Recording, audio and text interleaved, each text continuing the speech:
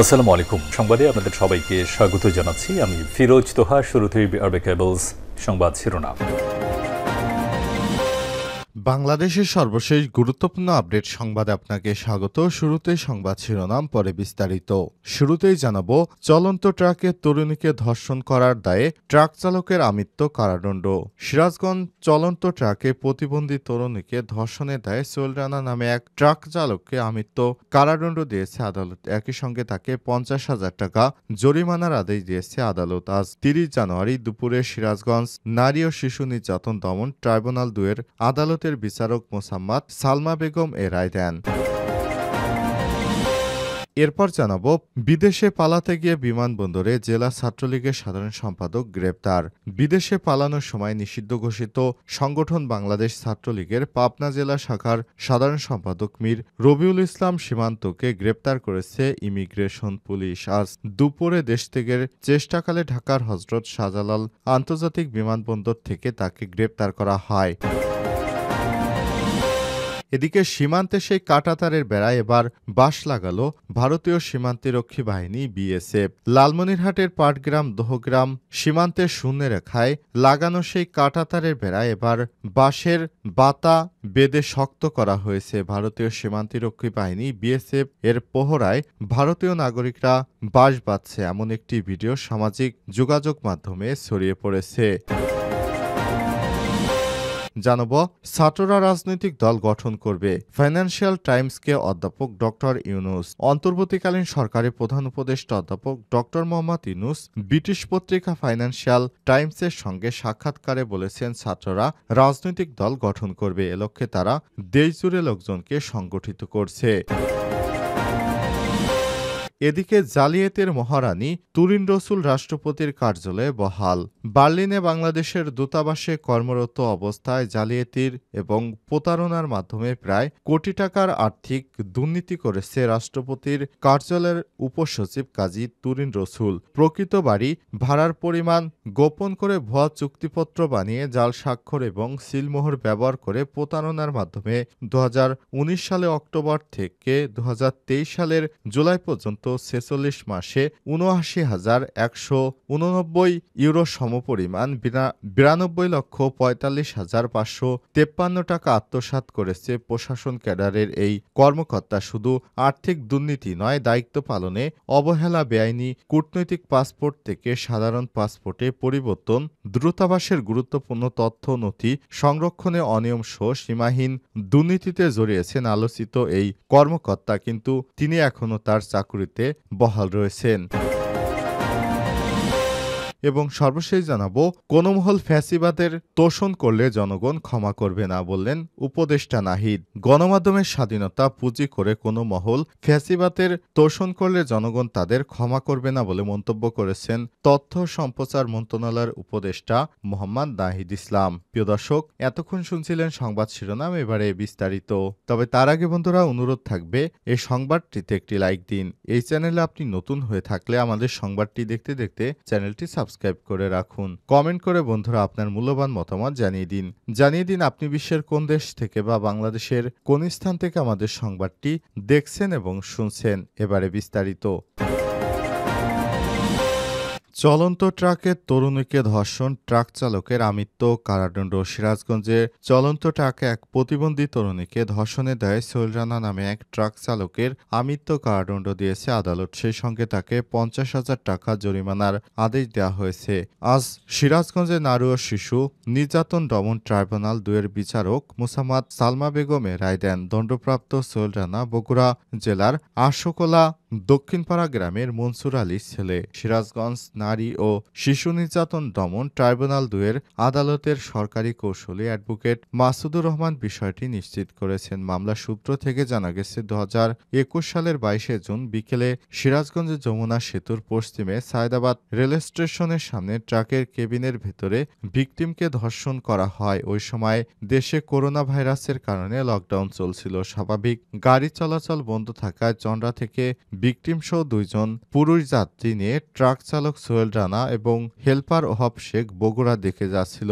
পথিমধ্যে যমুনা সেতু পার হওয়ার পর ট্রাকটি নষ্ট হয়েছে জানিয়ে পুরুষ 2 যাত্রীকে নামিয়ে দিয়ে হেলপার ও ট্রাক চালক ট্রাকের কেবিনের দরজা আটকে দেয়। এ সময় ভিকটিমের চিৎকারে ওই ট্রাকে নেমে যায় এক যাত্রী ট্রাকের কাছে গিয়ে ঘটনাটি তার মোবাইলে ভিডিও করে।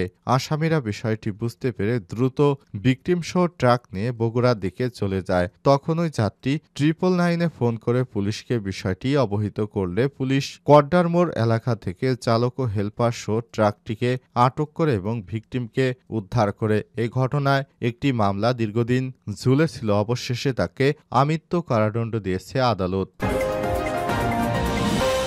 বিদেশে পালাতে গিয়ে বিমানবন্দরে জেলা ছাত্রলীগের সাধারণ সম্পাদক গ্রেপ্তার।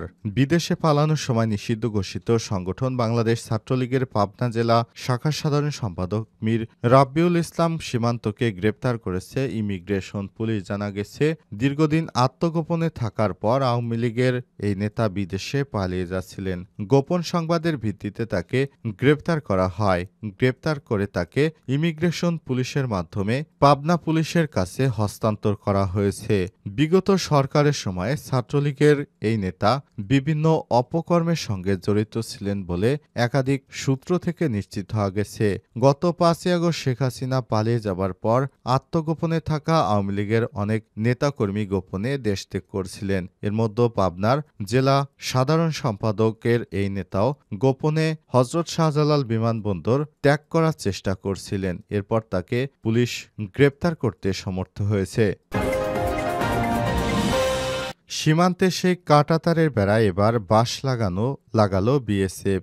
লালমনিরহাটের পাটগ্রাম উপজেলার দোহগ্রাম সীমান্তের শূন্যরেখায় লাগানো সেই কাঁটাতারের বেড়ায় এবার বাঁশের বাতা শক্ত করা হয়েছে। ভারতীয় সীমান্তরক্ষী বাহিনী বিএসএফ এর পোহরায় ভারতীয় নাগরিকরা বাঁশ বাঁধছে এমন একটি ভিডিও সামাজিক যোগাযোগ মাধ্যমে ছড়িয়ে পড়েছে। এদিকে বর্ডার গার্ড অব বাংলাদেশ বিজিবির বিরোধিতা করলেও চালিয়ে যাওয়া হয় কাজ। গত মঙ্গলবার 28 জানুয়ারি দুপুরে দহগ্রাম ইউনিয়নের হাড়িপাড়া সীমান্তের শূন্যরেখায় লাগানো কাঁটাতারের বেড়ায় এবার বাঁশের পাতা দিয়ে শক্ত করার চেষ্টা করছে। সময় বিজিবি তা বাধা প্রদান করেন। ভিডিওতে আরও দেখা যায়, সম্প্রতি বিজিবি বিএসএফ এর উচ্চ পর্যায়ের সিদ্ধান্ত অনুযায়ী সীমান্তের উভয় দেশ আপাতত কোনো ধরনের নির্মাণ কাজ করবে না। বিজিবির একজন জওয়ানের একথা স্মরণ করে দেওয়ার চেষ্টা করলেও ভিডিওতে দেখা যায় তা উপেক্ষা করে তর্ক জুড়ে দেয় বিএসএফ। এ সময় বিএসএফ সদস্যকে দমভক্তি দেখে হিন্দিতে বলতে শোনা যায়, আমরা কাজ করব, তোমাদের যা করার তুমি করো। এর আগে গত 10 জানুয়ারি দহগ্রাম সীমান্তের শূন্যরেখা বরাবর প্রায় 1.5 কিলোমিটার অংশ জুড়ে 4 ফুট উচ্চতার ওই বেড়া নির্মাণ করছিল বিএসএফ। এতে বিজিবি বাধা দিলে উভয় বাহিনীর মাঝে চরম উত্তেজনা দেখা দেয়। বিষয়টি নিয়ে উভয় বাহিনীর ডিআইজি পর্যায়ের বৈঠকে আপাতত কাজ না করার সিদ্ধান্তের পর সীমান্ত থেকে উভয় বাহিনী যুদ্ধ অবস্থা থেকে স্বাভাবিক অবস্থায় ফিরে যায়। এই ঘটনার 1 সপ্তাহ না যেতে সেই কাঁটাতারের বেড়ায় অসংখ্য মদের খালি বোতল ঝুলিয়ে দেয় বিএসএফ। গত মঙ্গলবার সর্বশেষ সেই বেড়ায় জোর করে বাঁশের বাতা লাগানোর ঘটনা ঘটল। স্থানীয় বাসিন্দারা জানিয়েছে, ভারতের বিএসএফ ওই দহগ্রামে সবসময় জোর খাটিয়ে কাজ করার চেষ্টা করছে। 51 বিজিবি পাটগ্রামের পানবাড়ি বিজিবি ক্যাম্পের সুবেদার মোহাম্মদ জামিল জানান, এই ঘটনা 3-4 দিন আগের। বিজিবির পক্ষ থেকে বাধা দেওয়ার পর কাজ বন্ধ করেছে বিএসএফ। এ বিষয়ে 51 বিজিবির পরিচালক লেফটেন্যান্ট কর্নেল সেলিম আলদিন এর মোবাইল ফোনে একাধিকবার কল দেওয়া হলেও তিনি ফোন রিসিভ করেননি। ছাত্ররা রাজনৈতিক দল গঠন করবে, ফাইন্যান্সিয়াল টাইমসকে অধ্যাপক ডক্টর ইউনুস। অন্তর্বর্তীকালীন সরকারের প্রধান উপদেষ্টা অধ্যাপক ডক্টর মোহাম্মদ ইউনুস ব্রিটিশ পত্রিকা ফাইন্যান্সিয়াল টাইমসের সঙ্গে সাক্ষাৎকারে বলেছেন, ছাত্ররা রাজনৈতিক দল গঠন করবে, লক্ষ্যে তারা দেশজুড়ে লোকজনকে সংগঠিত করছে। বিশ্ব অর্থনৈতিক ফোরামের বার্ষিক সম্মেলন উপলক্ষে প্রধান উপদেষ্টা সম্প্রতি সুইজারল্যান্ডের দাভোস সফর করেছেন। সে সময় ফাইন্যান্সিয়াল টাইমসের প্রধান বৈদেশিক বিষয়ক ভাষ্যকার গিডেন রাসম্যানের উপস্থাপনায় একটি পডকাস্টে কথা বলেছেন তিনি।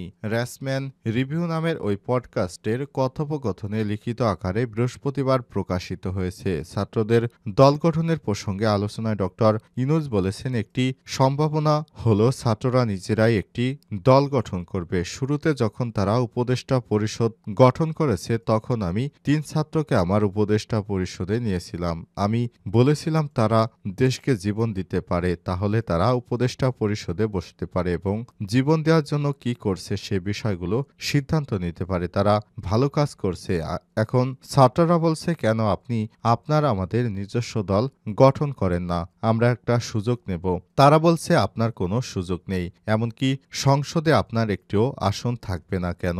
কারণ কেউ আপনাকে চেনে না। আমি তাদের বললাম, পুরো জাতি তাদের চেনে, তারা যা করতে চায় এ বিষয়ে তাদের একটা সুযোগ দেয়, সুতরাং তারা এটা করবে। প্রধান উপদেষ্টা বলেন, দল গঠনের প্রক্রিয়ার মধ্যে হয়তো তারা বিচ্ছিন্ন হয়ে পড়বে, এটাও একটা বিপদ। কারণ রাজনীতি শুরু করলে সব ধরনের রাজনীতিবিদ তাদের সঙ্গে মিশে যাবে। তাই আমরা জানি না তারা আমাদের দেশের যে রাজনীতি তা থেকে নিজেদের দূরে রাখতে পারবে কিনা, এ ধরনের সুযোগ আছে কিনা, যা আমাদের নিতে হবে। তবে ছাত্ররা প্রভুত্ব তারা প্রচারণা চালাচ্ছে, তারা দেশজুড়ে লোকজনকে সংগঠিত করছে।